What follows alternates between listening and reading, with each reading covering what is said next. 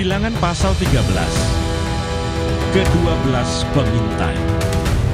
Tuhan berfirman kepada Musa, "Suruhlah beberapa orang mengintai tanah Kanaan yang akan kuberikan kepada orang Israel. Dari setiap suku nenek moyang mereka, haruslah kau suruh seorang, semuanya pemimpin-pemimpin di antara mereka." Lalu Musa menyuruh mereka dari padang gurun Paran sesuai dengan titah Tuhan. Semua orang itu adalah kepala-kepala di antara orang Israel. Dan inilah nama-nama mereka. Dari suku Ruben, Samua bin Sakur. Dari suku Simeon, Safat bin Hori. Dari suku Yehuda, Kaleb bin Yefune. Dari suku Isakar, Yigal bin Yusuf. Dari suku Efraim, Hosea bin Nun.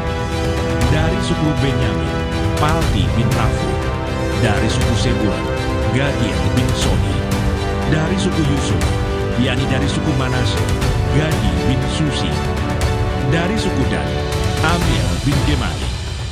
Dari suku Asher, Setur bin Mikael. Dari suku Naftali, Nahbi bin Wofsi. Dari suku Gad, Guel bin Maki. Itulah nama orang-orang yang disuruh Musa untuk mengintai negeri itu.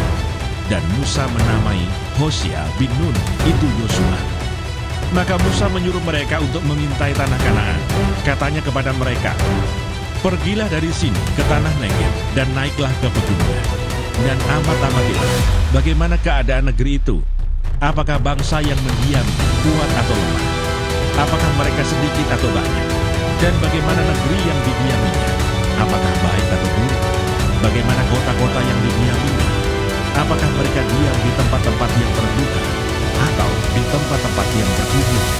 Dan bagaimana tanah itu? Apakah gemuk atau kurus? Apakah ada di sana pohon-pohonan atau tidak?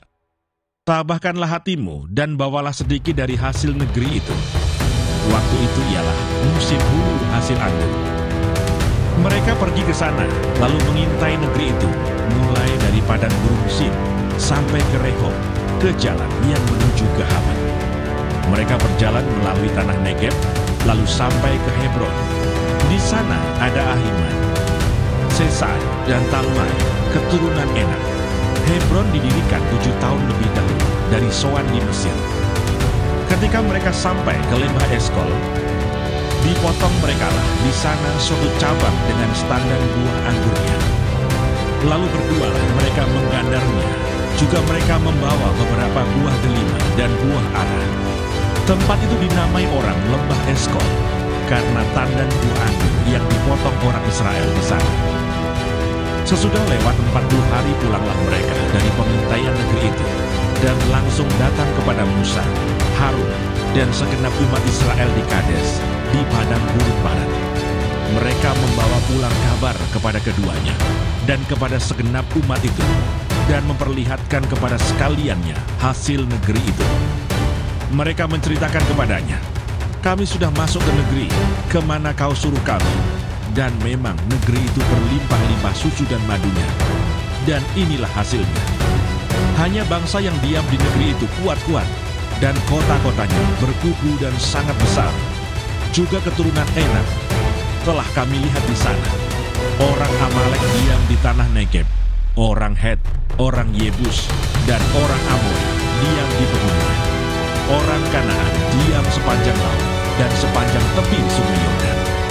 Kemudian Kaleb mencoba menenteramkan hati bangsa itu di hadapan Musa, katanya, "Tidak, kita akan maju dan menduduki negeri itu, sebab kita pasti akan mengalahkannya."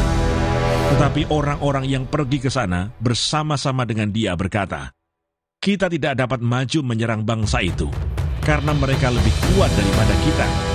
Juga mereka menyampaikan kepada orang Israel kabar busuk tentang negeri yang diintai mereka dengan berkata, "Negeri yang telah kami lalui untuk diintai adalah suatu negeri yang memakan penduduknya, dan semua orang yang kami lihat di sana adalah orang-orang yang tinggi-tinggi perawakannya.